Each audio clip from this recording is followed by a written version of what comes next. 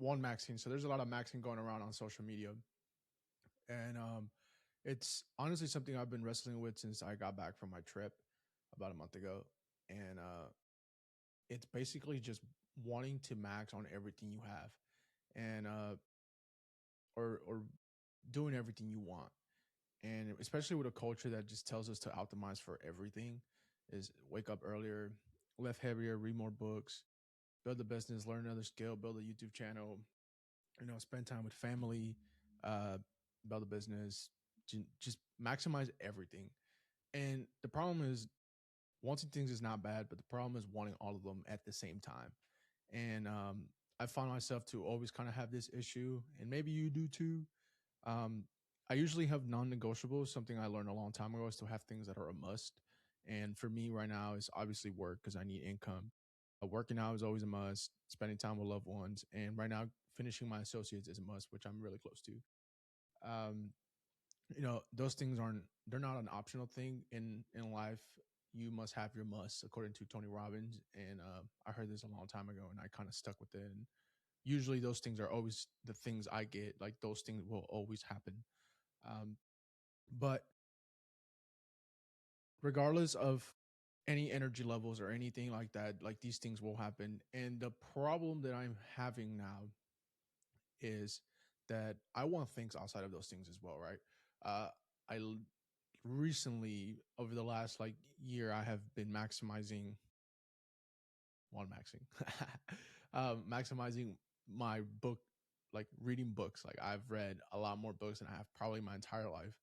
uh, it wasn't more of the books that I was reading that was the issue, that why I wouldn't read as much, because the books were so dense. Like there was I enjoy learning, but I cannot learn through the density of how some books are written. So I need like storytelling. Like I would learn through storytelling, and I can keep up with that. Like I would finish a book in within days if the storytelling is incredible, right? And it says something about the writer as well. But not only that, but I want to play video games. I've been recently playing Space Marines 2 with my friends, and it's so fun. I'm reading the books as well. They're awesome.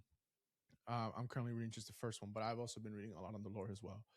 And I went to game with my friends, and I quit playing video games for like 3 or 4 years.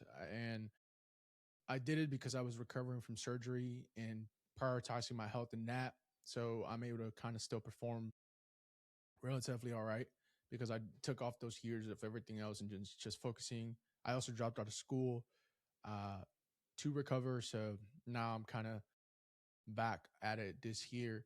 And I also went to write, and I went to record YouTube videos, do these podcast episodes, I guess. And on top of all that, I'm still a human being that needs to cook, clean, do laundry, run errands, go to appointments, and everything else that life throws at you. So I have this one maxing of all the things I want, and then there's all the things I need to do to maintain myself as a human being. And eventually I realized this, right? I think that time is not your biggest limitation for some of these things. If you kind of prioritize everything correctly, you can probably get it done, right? You're going to be spread very thin, which is how I feel like for the most part. Um, but time isn't your biggest limitation.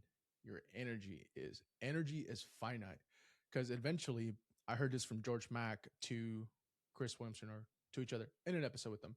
Um, you will never feel overworked only till you feel underrested. Um, because if you're underrested, everything feels heavier than it actually is. Like everything you like to do starts to feel like an obligation more than I just want to do this. So the question is, what do you have time for? And or the question is not what do I have time for, but more is what do I have the energy for? And I think that's what separates people that work more than others and succeed more than others. Because here's the thing, the people that I think are the most successful is people that prioritize max. Um, Not only that, but they give all their energy to those projects. Like they are just getting good at that one thing. And obviously I don't do that. So everything else lacks, like content creation lacks a lot because of that. But they choose one thing and then accept that everything else has to wait. For me, I have issues where I want to do everything and I try to do everything and I pretty much fall through on everything. Um, because you have a conflict of wants. Every choice, it feels like you're giving us something. And I've written about this and I'm well over it. I still do it because I'm a human being and I'm going to do, you know, things that even though I know I should be doing something else, I still do the thing that I know I shouldn't be doing. Um, but because you have conflicting wants, now you're spread out so thin. And I think pretty much I just repeated myself, but it's because it's really just like that. Um, Not only that, but I feel guilty sometimes. Like I play video games and I have so much fun with my friends. And then the moment I look at the clock, I'm like, oh damn, I could have probably recorded an episode, edited, wrote, and researched for the next one. And then I feel guilty. And I start thinking about all the stuff that I didn't record, the pages I didn't write, the books I didn't read, the workout I could have probably done more cardio or something.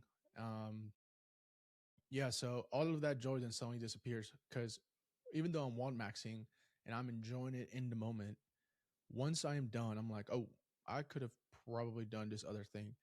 And I know that when I feel guilty about doing something, it's that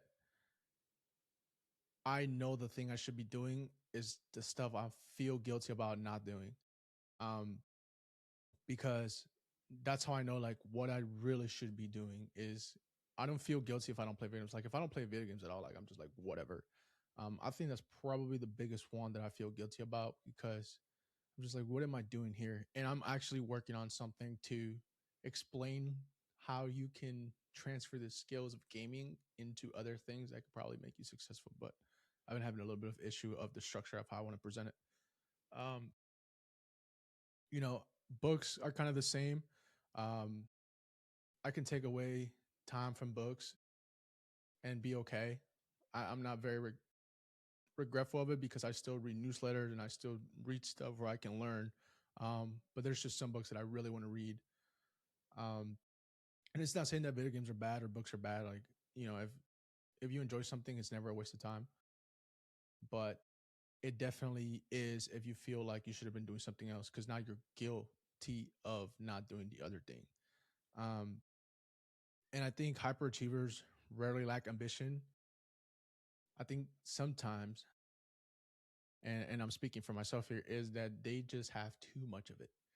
Um, they want to be excellent in everything. They want to be present everywhere, and that makes you spread so thin. Because being able to focus that ambition onto one singular thing is what's going to make you successful in that one singular thing. But that means that everything else is going to be subtracted, and you're gonna just minimize that, and then you have to sit well and choose that you're probably going to regret that you're not going to complete those things. So I've been doing a little soul searching on what really matters right now. I'm trying to think of what I want to subtract because I cannot keep feeling guilty about the things I'm not doing because obviously I'm feeling guilty about it. It's not a good feeling, and I don't want to keep feeling that way. So for sure, um, work will never go away because I have to have income to be able to maintain the lights and food and all that. Um, Working out would always be a must. Like I've played sports since I was younger. I've worked out even when I was walking around in my crutches. I would still hit the gym and go to upper body, even because I couldn't use my legs. And people would be like, "Damn, you're still at the gym." Yes, I was. Um, Completing my associate's degree is definitely a must because it is tied to the plan that I plan to do once I'm out of the military, which is coming up in a few months, and that'll be interesting. Um, the biggest things I could probably take away from is like less books, especially books that are more of just for the pure joy of it. Like the books I'm reading on Warhammer are more of the joy of learning the lore.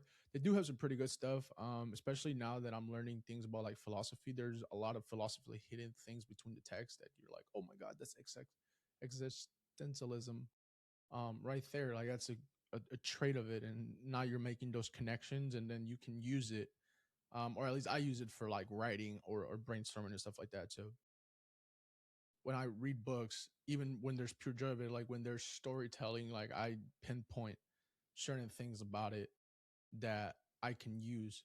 Um, but definitely, I could read less books. I could definitely play less video games. I've been playing a lot of video games lately.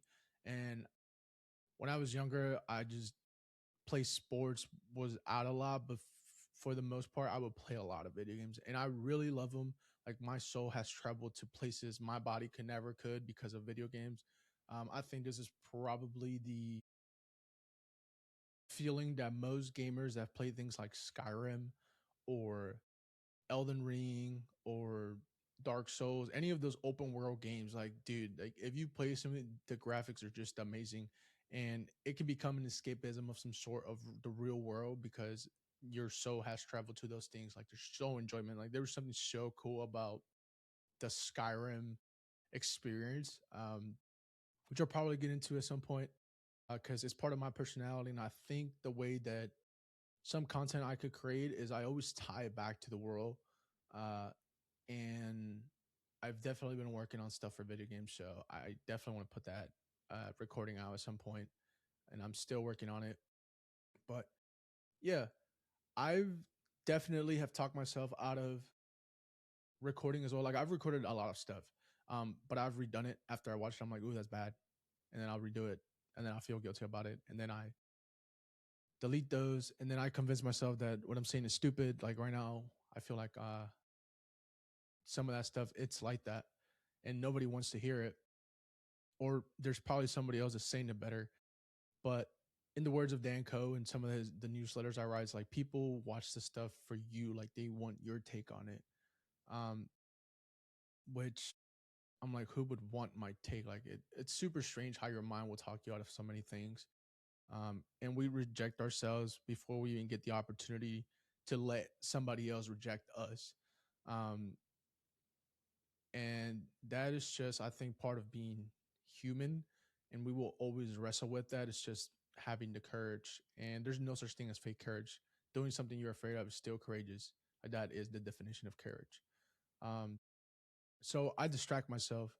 Uh, and the things I distract myself with are healthy. Like I'll, game with my friends, which I definitely would identify as a good activity because I'm just having fun with my friends. Reading, spending time with people I love. Those aren't like bad habits, but they can become a convenient escape from the thing that I'm scared of the most, which is really like recording these episodes. Like I am terrified of this. I'm sitting alone in my room, and it makes absolutely no fucking sense why I would be scared. But it's because I'm creating something that risks judgment, and playing video games doesn't do that. I mean, if you just suck at the game, your friends are still gonna play with you. They're just gonna make fun of you. Reading a chapter doesn't judge you. Watching another video or a movie or something would never judge you. Like none of that does that. But when you put out things about yourself and your beliefs, it creates the opportunity for others to judge about you and say, like, yeah, you suck. And it's gonna confirm your biases about you. So that is one of the problems I have with this one maxing is like I maximize the things that I want that don't create the opportunity to be judged.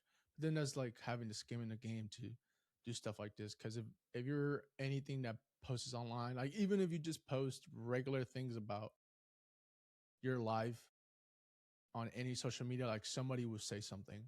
And when it confirms certain biases about yourself, you're just like, yeah, I was right the entire time.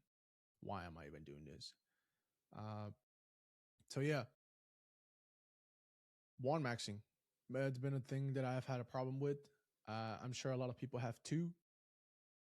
If you have, I would say definitely soul search and see what you're prioritizing in, and you know what things you should be doing because you feel guilty when you're not.